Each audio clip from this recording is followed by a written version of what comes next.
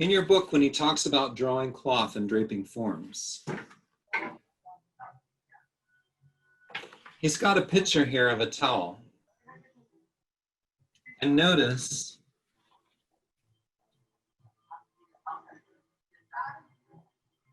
how this contouring goes over the top of that fold and then convex over the top, concave down in the shadow, convex over the top and concave and then convex. Like if there was a stripe on this t-shirt, it'd be doing the same thing it does on this dish towel, right? So because I'm standing above this thing, I'm gonna say, if I were to draw a contour across this triangle right here, I'd say it would go this way to make this round, round, round all the way down, right? I'm seeing another contour here. And I'm seeing this contour around this way. And I'm seeing this contour right here. It's really narrow at the top. There's some black in there. Do I do the contour this way or this way? I'm going to do the contour this way because I'm looking down on it. So I'm seeing this as a roundness, and I'm seeing all this in here as blackness, right? I can do shadow blocking now, where I just go black where the shadow is, or gray, right? And light where the light is. So I can come in here and say, this area right here is where I'm seeing that shadow. This area here, everything from this line here is in shadow. I'm just going to block all that into shadow. This contour here has a shadow core going right through the middle of it. So everything to the left of that is going to be in shadow off over there. So I'm basically shadow blocking in some darks and making it black. Now I'm squinting out a little bit because there's places where I see gray and I may want to go black, white, and gray, but I don't want to be worrying too much about that right now. I'm just getting shadow separated from light. This darkness comes in into this shape down here. I see darkness in here. There's a little corner of darkness. There's a little bit of darkness right along that. So I'm basically going black and white. I'm separating light from gray. Okay. My next step may be to brush this all down, make the whole thing a little bit gray, because then I can come from here and say, okay, this is shadow core right through the middle of this. This should be black in the middle of here. And if I go back to my pencil, I've got a sharper point. So I'm going to say it's black here, but it's got to be gray in between, right? So I'm going to take my finger, I'm going to work around and around and around in here to put some more material down on the page.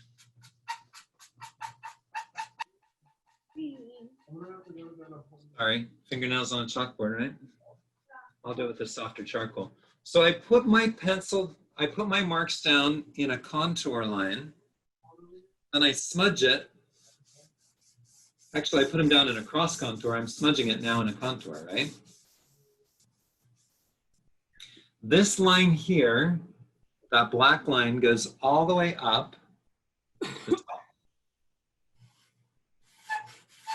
Comes all the way up in here.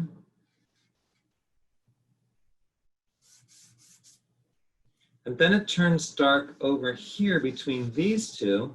So I've got all this gray muddy mess up here. It's time for me to grab my eraser and start drawing with my eraser. I have 3 different kinds of erasers, right? This week, my big chunky kneaded eraser, big chunky, what's this called? Plastic eraser. It's going to be really good once I get this knocked down. If I say this is supposed to be light over here, I can carve the lights out with this. And I can take the light all the way up. Now, if I need a smaller point, I'm going to use this eraser here. So my click eraser is my friend when I want to get a line and make sure that that comes all the way up to the top. If I look very closely, it actually attaches like this up at the top. And then I have this happening here where the darkness comes in between, sort of a rounded kind of thing happening up there.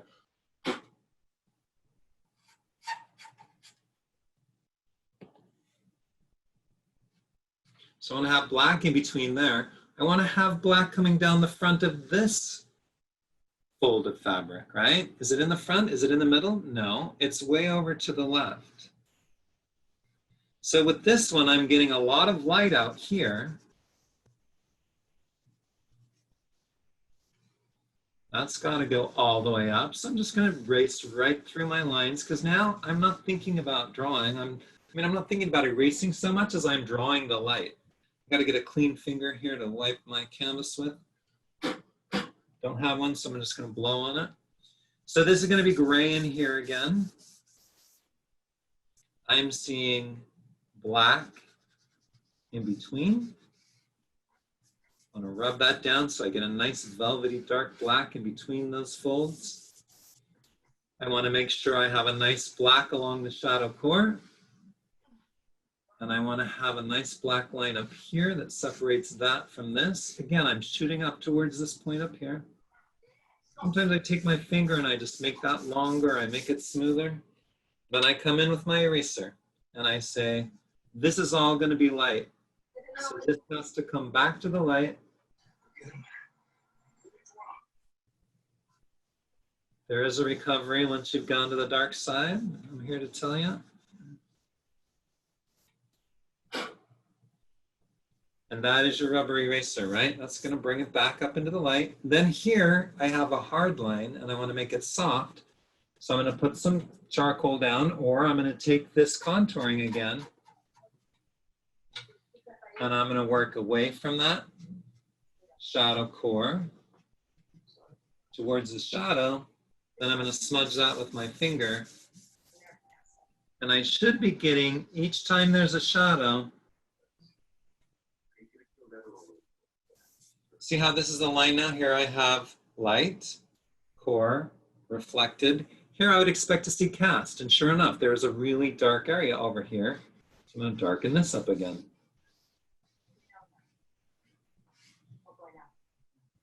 And I see a smoother transition to some lighter stuff out here. Then this is white. This is coming out into the light. So I'm just going to draw that with my eraser. Up towards a point, yeah, comes all the way up to this top point here.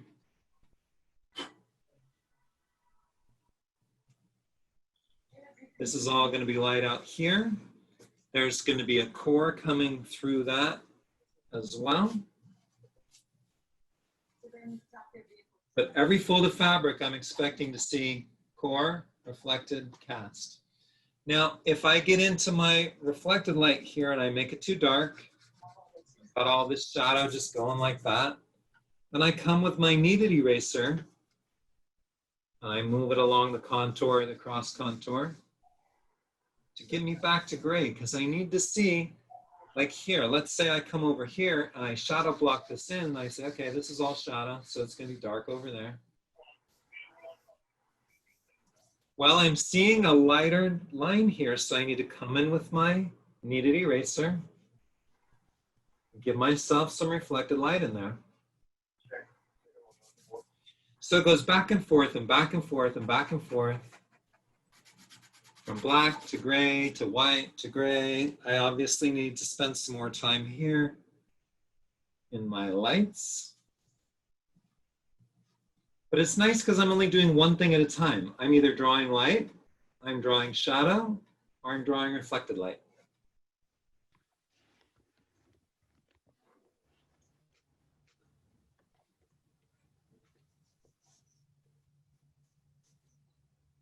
My kneaded eraser for reflected light,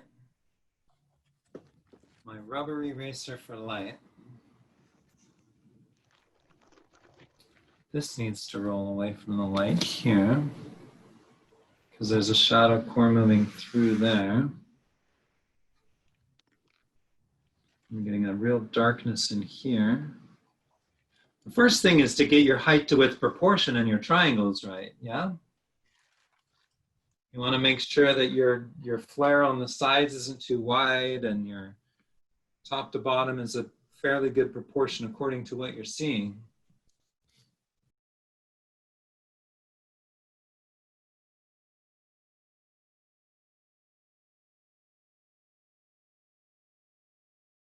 Is if I have a really narrow line, let's say I take this line and I draw something really thick, right? Well, I can go with my eraser up to it and I can make that line as thin as I want to, right? Got it. Now, I might complain because this line isn't as thin as I want it, but then I can take the next line and I can take the charcoal up to that and I can make that line thinner. So if when I'm done setting my drawing up, I work from left to right or from right to left, I can make all my lines really thin in there. Even though my tools make really thick lines, I can come up and get a really thin line in, and I can even brush my finger over that if I want to make a hard line or a soft line, all right? Yeah. So keep looking for hard and soft transitions.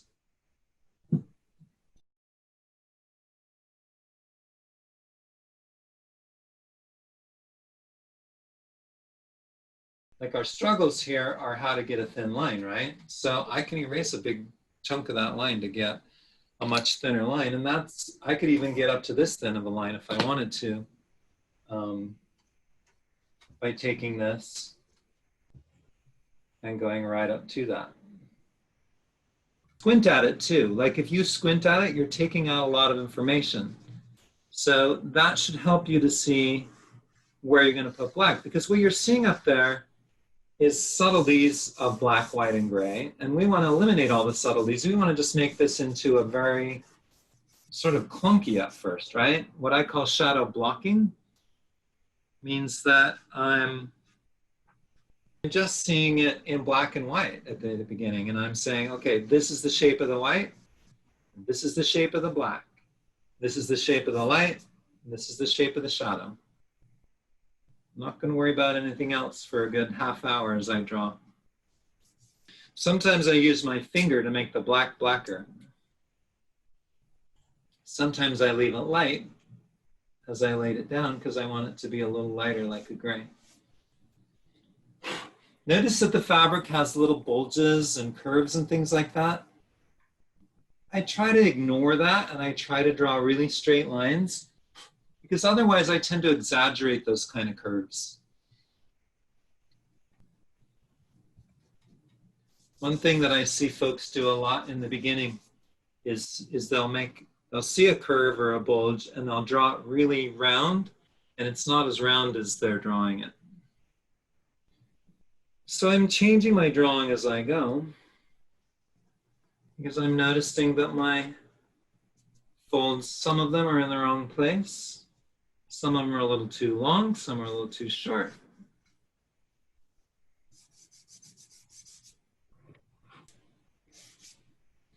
Sometimes I see a light shadow and sometimes I see a dark shadow, and I'm basically eliminating all that information right now. I'm just making everything jump down towards black. And all my reflected light, I'm doing gray. So I'm not worrying about there's a light shadow and dark shadow. I'm sort of trying to make my drawing really clear here as to what's in light, what's in shadow, what's shadow core, what's reflected light. And I'm making them all line up along those five levels that we talked about. Sometimes I need to get my rubber eraser into the reflected light area and clean it out so that it's lighter. But then I notice that my reflected light is the same paper white as my light. So I'll take a dirty finger, or I'll take some darkness, or I'll take my, my crayon, my charcoal stub, and I'll rub my finger on it until I get a really dirty finger. And then I'll go in and just push that to gray. So I don't really have a gray tool to draw with. All my tools are black. Smudging my finger around is a good gray for me. It's too soon to be getting into details of light and shadow and very subtle nuances. You should be getting into details of how far is this point from that point? Where do I see light happening? Where does it change to shadow? Where are my hard edges and soft edges comes next? I notice as I draw that I made this shape wrong. I'm changing it. Sometimes when I look at the shadow, then I make the shape of the shadow, and then I make the shape of another shadow. And then when I go to draw the light, I'm like, well, I made those shadows too close. And the way that I know I made those shadows too close is that the shape of the light in between them is not correct. So if I jump back and forth from light to shadow, it's helping me to, like when I jump back and forth from drawing in my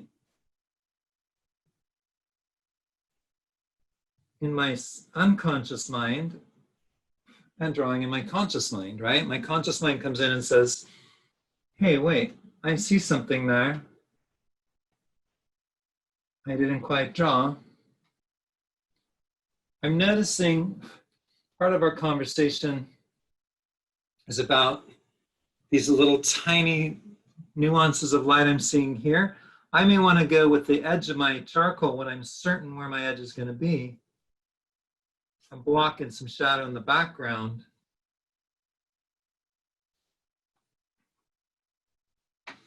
Which will also really help all this over here to pop out. And it'll make it so I can do a tiny little white line at the edge of the fabric, which is what I'm seeing there. Something really beautiful about the fabric I'm seeing is this little white, how it catches a little bit of light right there and catches a little bit of light right on the edge of that shadow.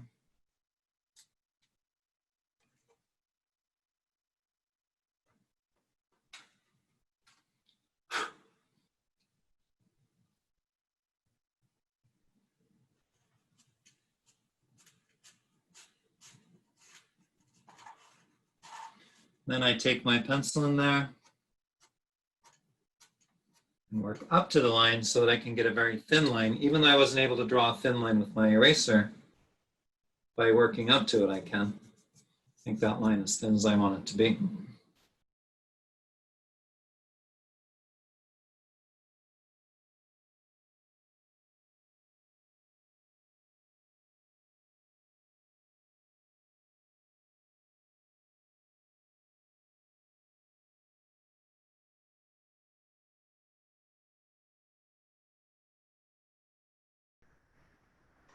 So right here, I have a little conundrum where I have this and it's not rolling exactly into a cone.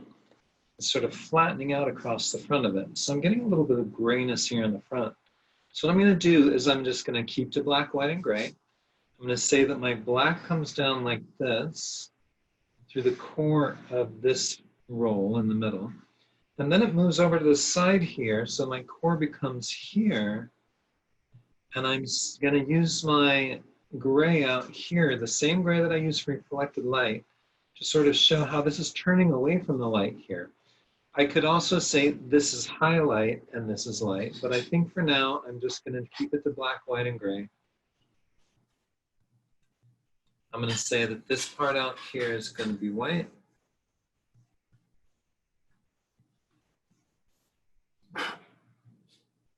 I'm going to have this be gray. I'm going to have the black come here and then come over here so that I still have my core.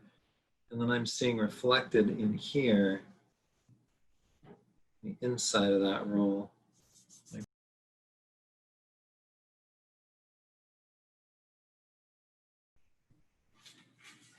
I'm finding white areas and I'm looking for areas at the top to connect them to.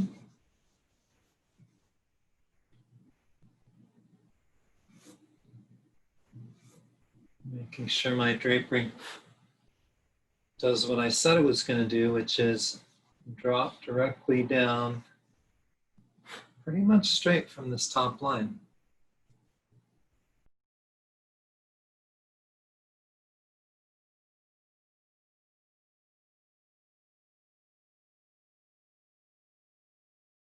This shadow core here goes all the way up to the very top fold.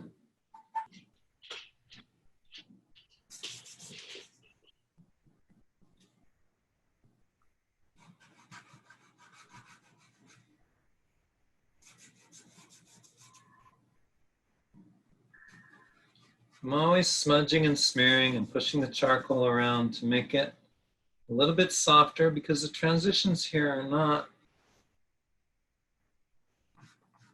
usually very hard. There's a hard transition where it moves from light to shadow, and that's about it. That shadow core is your hard transition. The rest of them you want to be rubbing in a cross contour across it. In this direction here.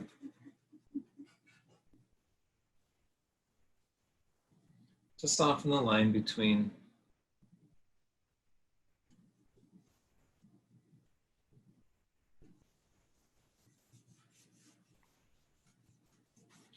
your reflected light and your shadow core, because that should be a soft transition, as opposed to the hard transition that we see between light and shadow.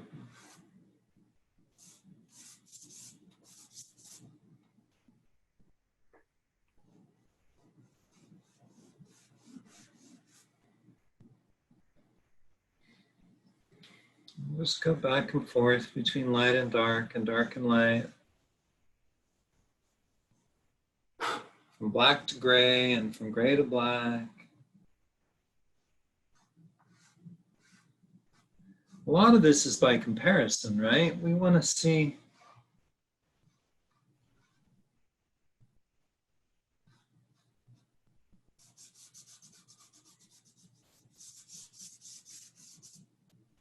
clearly the difference. So you guys are making these decisions based on what you know, and you're looking for shadow core and you're putting that in black. And the reason you're doing that is because it's going to make this roundness on your canvas. You're going to see